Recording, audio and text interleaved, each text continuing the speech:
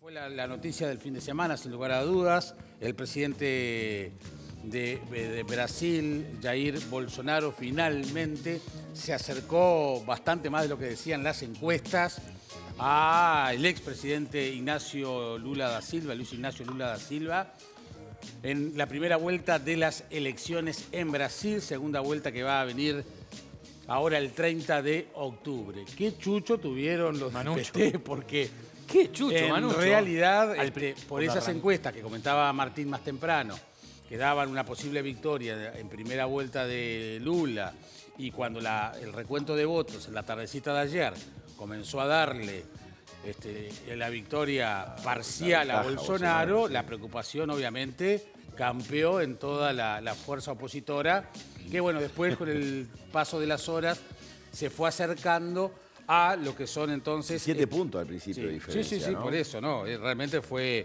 increíble.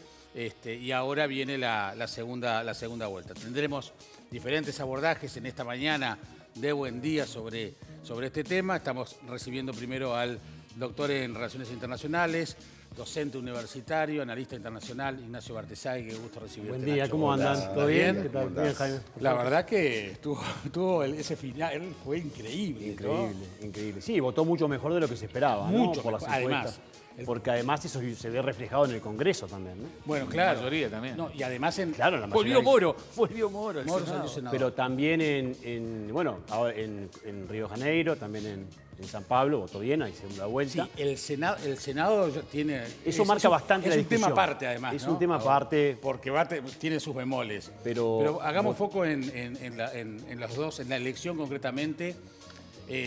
Ahora con los resultados uno puede hacer una cantidad de conjeturas, pero me cuesta darle la derecha a Martín, que es verdad que las encuestas daban una diferencia impresionante y hasta, bueno, el gran susto fue que, claro, estaban tan entusiasmados, había casi ya un festejo, parece Maracaná, ¿no? Un festejo para ver si ganaban en primera vuelta. Además, lo de siempre, la gente vota ganador.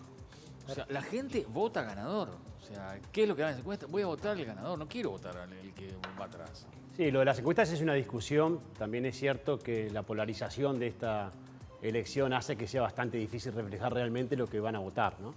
Lo que está claro es que hay un voto muy fuerte a Bolsonaro. Parece salir como, si bien perdió, y perdió por 4 puntos, ¿no? Que esto es mucho para la segunda vuelta. Claro, el tema es que votó muy bien para ser un presidente de pandemia, un presidente tan polémico, un presidente... Hay algo que se arrastra. ¿La gente no decía que iba a votar a Bolsonaro en las encuestas? Sí, hay algo de eso, se especula que eso puede ser. Y también, bueno, si vos te fijás, los debates se focalizó solo en el tema de la corrupción de Lula, Bolsonaro. Quizás este tema sigue siendo relevante, más allá de que Lula fue absuelto, de que se archivaron sus casos. El velo de la corrupción sigue estando en Brasil. Y Lula no habla nada del pasado. Lula no habla del pasado, no hay actos de corrupción que se puedan condenar o identificar con Bolsonaro, entonces ahí hay como una vuelta de página que ahora dice no quiero que vuelva.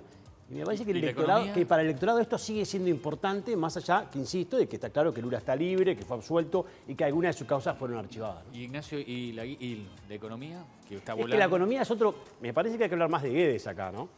Está claro que la economía ha sido un factor muy preponderante. Tiene la inflación controlada, está creciendo, las proyecciones para este año son mucho mayores a las que se esperaban.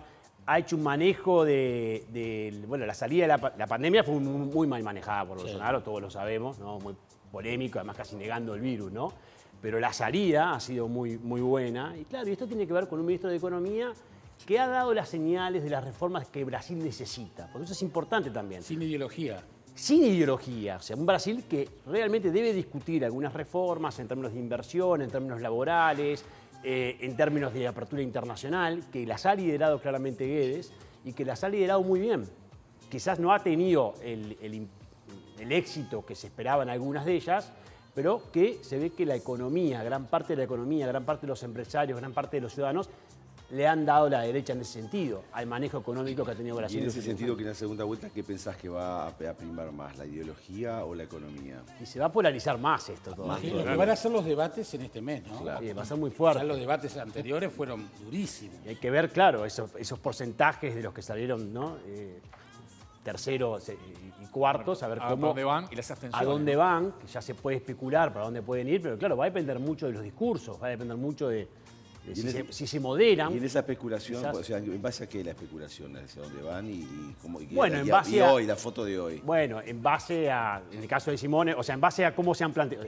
Ciro Gómez está claro que un porcentaje altísimo va a ir para Lula, de sus electores, pero hay que ver, claro, en el caso de Simone es distinto, pero también se ha posicionado en contra de algunas de las políticas de Lula, por ejemplo, los temas medioambientales, de Bolsonaro.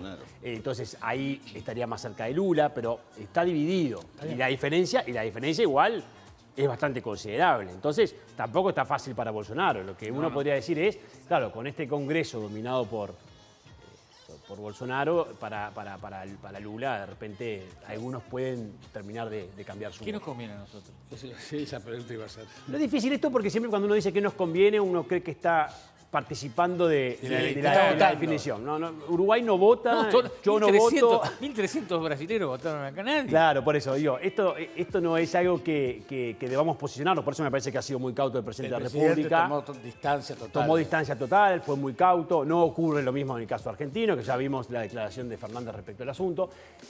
Hay que ser claros con esto y sin entrar en el juego político de estoy de un lado o estoy de otro. Para Uruguay es más conveniente que gane Bolsonaro a que gane Lula.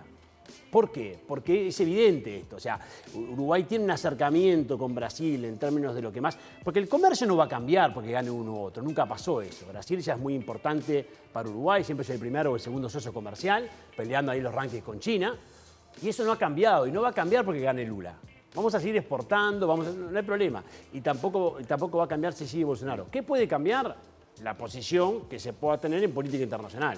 Por supuesto que si tú querés discutir un Mercosur más abierto al mundo, querés discutir la posibilidad de que el Mercosur se flexibilice, querés discutir la posibilidad de avanzar con China, bilateralmente, con Lula eso va a ser mucho más difícil que con Bolsonaro, porque basta repasar la política internacional de Lula y quienes rodean a Lula, o su ex canciller, que está jugando un rol muy preponderante como asesor en su política internacional, para saber lo que piensan. Más allá de que hay algunos, que me parece que también hay que decirlo, que dicen que, bueno, que Lula está más moderado, que viene por una segunda vuelta más moderada, que en definitiva tiene esta coalición de centro-derecha en su vicepresidencia que lo va a limitar, pero en el fondo, ¿qué piensa él? Él piensa un Mercosur político, su prioridad ha sido que vuelva a la UNASUR, su prioridad ha sido que reingrese Venezuela al Mercosur, su prioridad ha sido que la CELAC tiene que jugar un rol marcando esa distancia que siempre ha marcado con Estados Unidos. Entonces, eso no necesariamente es la agenda uruguaya en política internacional. Y hablando de agenda... La agenda uruguaya del actual gobierno. No, de acuerdo, sí. Y hablando de esa agenda, hoy el diario El Observador transcribe unas declaraciones de Ignacio Munyo, donde él dice que Uruguay tiene que mirar al Tratado Transpacífico, priorizar para ese lado, más que con China. Bueno, Ignacio Munyo insiste con este tema vinculado porque él entiende en su análisis que en este momento de conflicto internacional y no hay que irse con Oriente, hay que irse con Occidente, hay que estar más cerca de la democracia. Yo no comparto ese análisis, me parece que no lo comparto porque Uruguay debe ser pragmático en política internacional y lo que quiere hacer es bajar los aranceles de su principal socio comercial. Y su principal socio comercial es China, nos guste o no nos guste.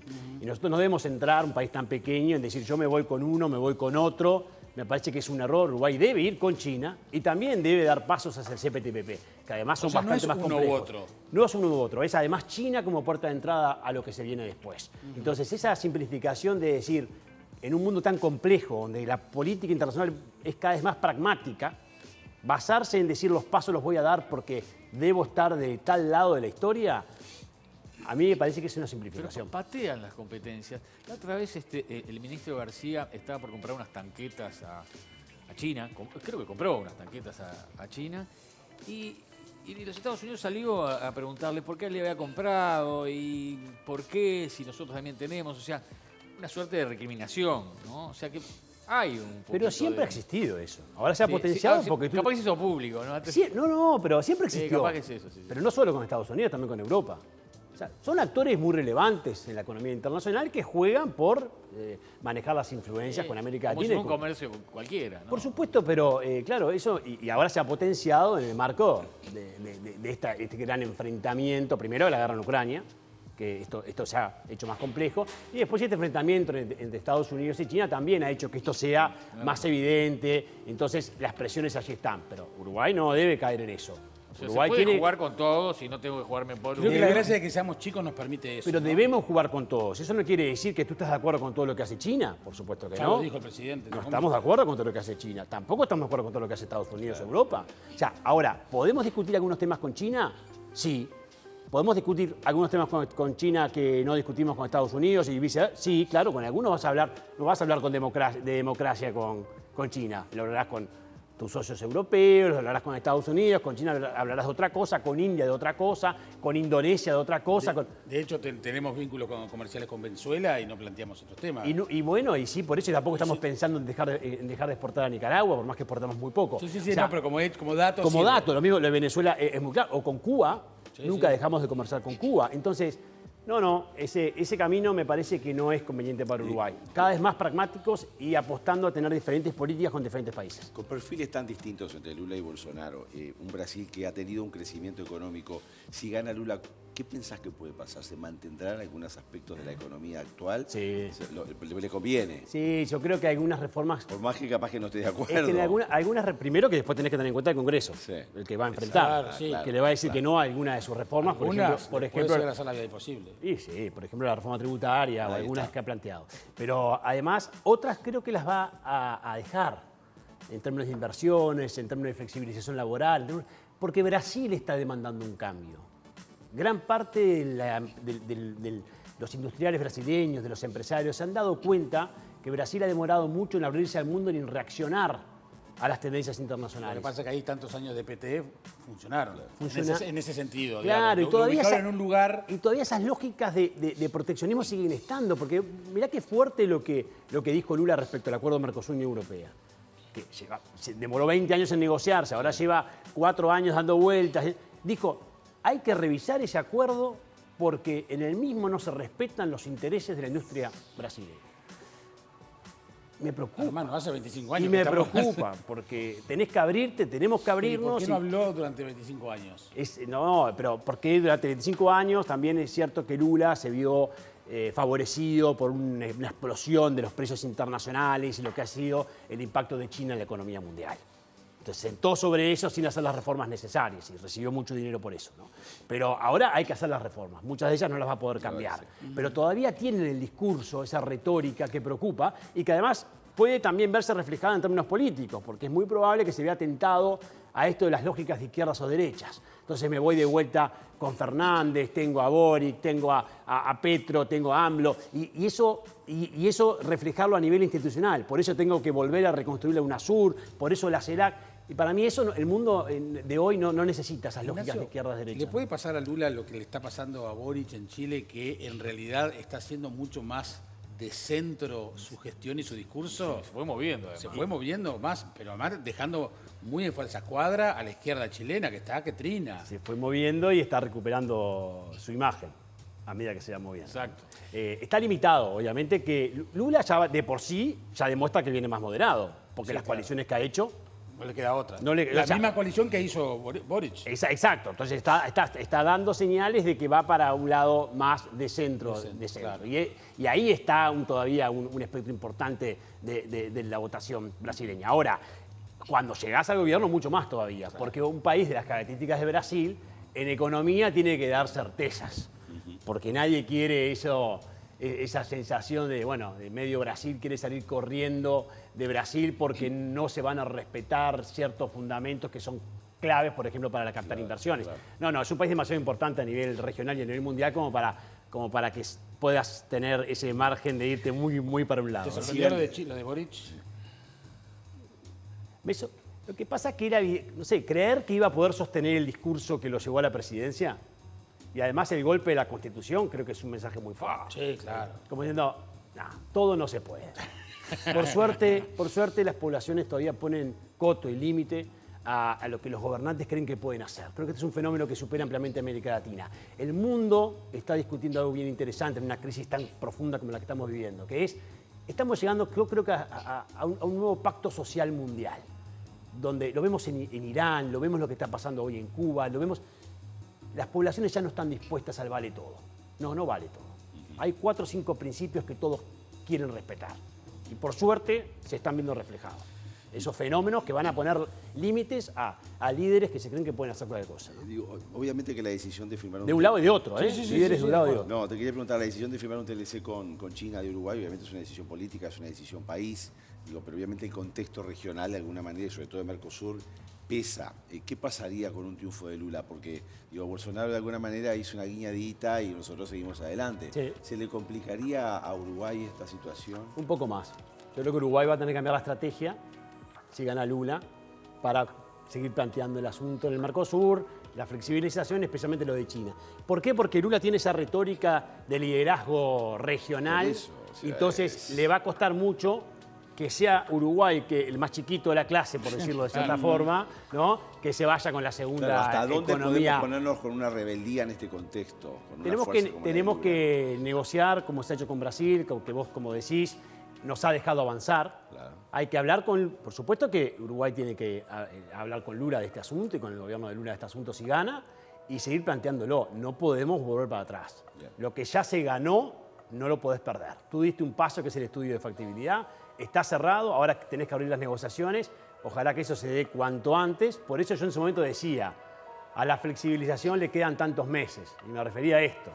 Me refería a un eventual cambio político en Brasil que no es que va a tirar por la borda nuestra estrategia, la del gobierno uruguayo, la de Uruguay, pero sí probablemente la afecte y haya que recalcular y cambiar un poco. Estaremos atentos. Gracias, No, Ignacio. con todo Que pase gusto. muy bien. Gracias.